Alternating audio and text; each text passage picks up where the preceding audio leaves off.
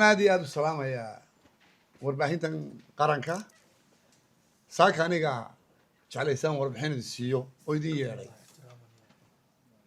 sida og tihiin muddo imika waxaan ku maqnaa labada gobol ee Awdal iyo Seleed halkaas oo ka jireen shaqooyin gacan ka hadal keenay labada gobol muddo 2 bilood ah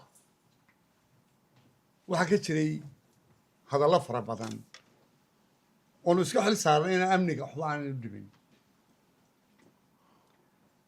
2 bilood waxaan ku mashquulsanay labada gobol waxaanu baaraynay waxa hadalkan socda ee warbaahinta la isu marinayo waxa keenaya runahan markaan cid walba wareysanay waxyaabay dadku isku khilaafaan oo la isku khilaafaa weyn ma jirin muddo hadii aanu darisnay waxa dhacday in gacanka hadal yimi gacanka hadalka waxa dhacday in dad la aftuubay oo la dilay hawshaas markay dhacday ciidamada amnigu way ka howlgaleen operation bay sameeyeen dadna way soo xidheen dadna wuu ku dhintay dadna leemka way xidheen waxa dhacday in gacanka hadal kale uu yimi halkan dabeeto waxaanu kaga baxnay wafdi ballaaran way ka mid ahaayeen wasiirka gaashaanigu wasiirka khayraadka biyaha wasiirka xigeenka distoorka iyo odayaal kaloo fara badan waxaan ugu soo biiray labada guddoomiye gobolka Seleed iyo gobolka Awdal waxaanu kolley sida ula socotaan ka howlgalo waftigana ka mid ahaa iyaguna taliya ku-xigeenka ciidanka booliiska iyo abaanduulaha ciidamada qaranka waxa dhacday labada reer gobolka dega in ciidan beeleedyo iska hor yimaada ay asaaseen jiidii waxaasi joogeen oo dhan waanu tagnay garbada dar baanu ka bilownay waxaanu marnay Damaysa waxaanu marnay Usuli waxaanu marnay Jiri waxaanu marnay Xariirad waxaanu ku soo gabagabeynay Boon waxaan dhaafay Gargaara weedaan marnay halka waxaanu ka fulinaynay hawl inaanay dhici karin loona dul qaadan karin dad hubaysan inay joogaan waxaan aad iyo aad ugu mahadnaqayaa halkaa waxaan kula kulanay dadkii deganaa iyo odayaashii cuqaashii waxaanu u warranay in xukuumaddu fulin samaynayso maadaama gacanka hadal yimi oon loo dul qaadanin dad dambiilayaal ah oo qoryo sita ama buur ha joogaan ama bannaan ha joogaan waktigaanu amarka bixinayna aanu deadline siinayno odayaasha way nala qaateen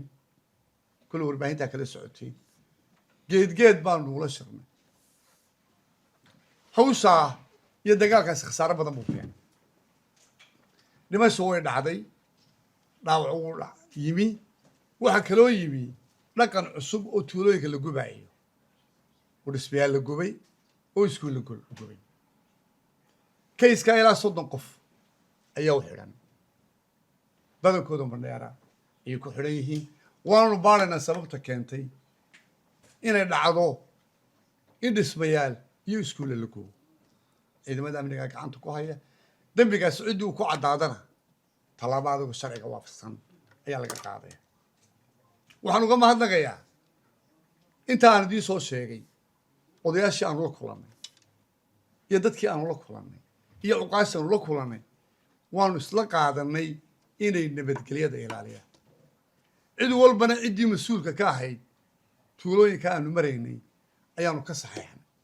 uu mas-uuliyaddaa qaaday inan dambe u qori sita ay sharci darro tahay inay gacantooda ku soo qabanayaan waan uga mahadnaqayaa dadkaasi fidmadaa wixii dhigay iyo sababteedana xukuumaddu weli baaritaan bay ku haysaa waxaan intaa ku darayaa حدود الصومالي لان وانو تقنا وحدود دار ودوما بعد من حدود لان waxaa jira propaganda la fidiyo oo la yiraahdo xuduud baa laga soo duulay xuduudda waxa ku siman ciidamada qaranka amniga Soomaaliland wax duulaana iyo wax dhibaato ah oo ka taagan ma jirto sidoo dhayahay waanu gaadhnay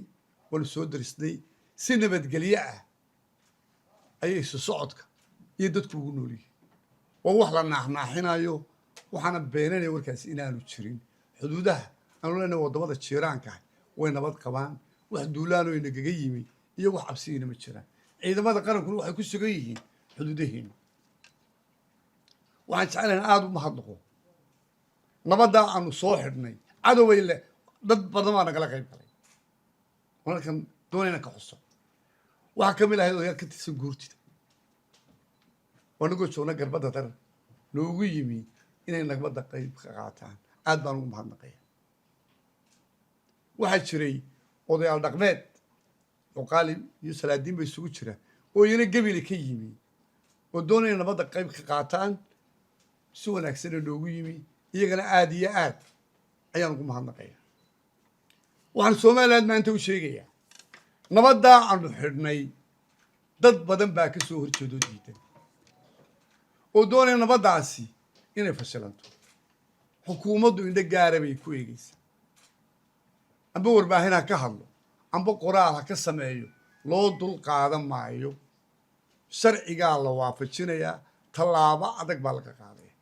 nabadda gorgorta cidna lagala geli maayo nabadda waxaa ka mas-uula xukuumadda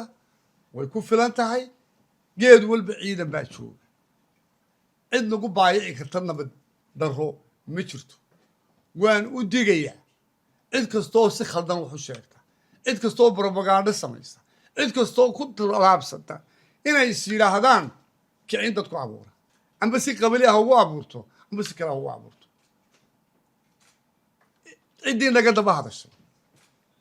ee nabaddaa ka daba hadashay qaar badan soo xidhnay imika maxkamaddana waa la marinayaa sharciga Somalilandna waa la marinayaa tallaabo adag ayaa laga qaaday cid allaale ciddii nabaddaa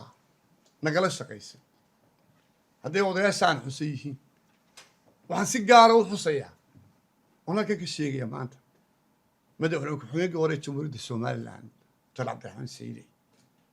inuu ku suntan yahay nabadda inuu aad ugala shaqeeyo waxaan aad iyo aad coddoon ugu sheegayaa in Somaliland saas oo kale inuu xusta loo sheegayo isagoo qarankiisa u soo shaqeeyey 48 saacadood geed hoostii oo dabeel leh oo dhaxan leh inuu nala joogo uu noola hoyday ilaa saxiixii u dambeeyay nala joogo si gaar ah ugu mahadnaqayaa isagoo qarankana hore ugu soo shaqeeyey waxaanay tusaale wanaagsan u tahay dadka ka warwareegaya nabadda waxaan dhaliilayaa oonan qarinaynin inay jiraan dad carab ama oday dhaqmeed ha noqdaan ama salaadiin ha noqdaan dad carabkoodu diidan yahay inay taageeraan nabadda xukuumadda wato waxaan ilaahay uga baraya kuwa inuu ilaahay soo hadeeyo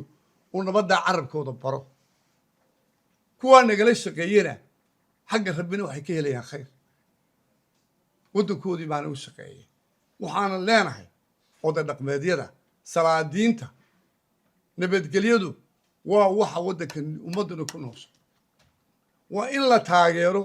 oo xukuumadda lagu taageero juhdigay gelinaysa nabadgelyada sidaan hore idinku soo sheegay warbaahinta laftiinu idinku aad iyo aad u mahadsan oon idinku mahadnaqaayo sida qaybta wanaagsan uga qaadateen ictiraafka Somaliland fadlan idinkana waxaan iska codsanayaa in qaybta nabadgelyada qayb weyn wada ka qaadataan way waxa ku dhisan jiritaankeenna waxa loogu talagalay maadaama waddankan imika ictiraaf helay in nabadgelyadiisa khalkhal la geliyo oo gacmo shisheeye ay geliyaan iyagoo ku soo dhuumanaya qaar innaga ay doonayaan wadeegaan inaad nagala qayb qaadataan nabadgelyada waddanku saacadda aynu joogno xuduudda way sugan tahay dagaalkii socday waanu joojinay dadkii dableeg hada amarkii waanu siinay sidiina wuu fulay waxaanu diyaar u nahay oo ciidamada amnigu good walba u joogaan inay sugaan dabagal ku sameeyaan sida aan idiin sheegay nabadgelyada xukuumaddaa ballan qaaday way ku filan tahay qof aanu gorgortan kala gelaynuun shuruudna kaga xidhi kara nabadgelyada ma jiro aad iyo aad baan idin salaamayaa wasalaamu calaykum waraxmatullahi wabarakaatu